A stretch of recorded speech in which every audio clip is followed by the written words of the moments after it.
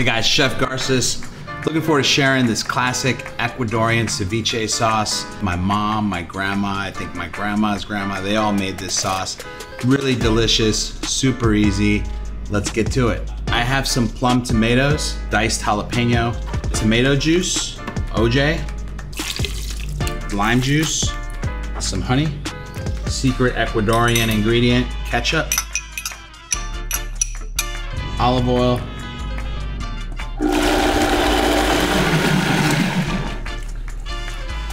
it's like a nice, has like a nice orange hue. I have some 21-25 shrimp. They just have been poached lightly. Diced tomatoes, a little bit of diced red onion, diced jalapenos, scallions, chopped cilantro. We're gonna add our ceviche sauce right in here.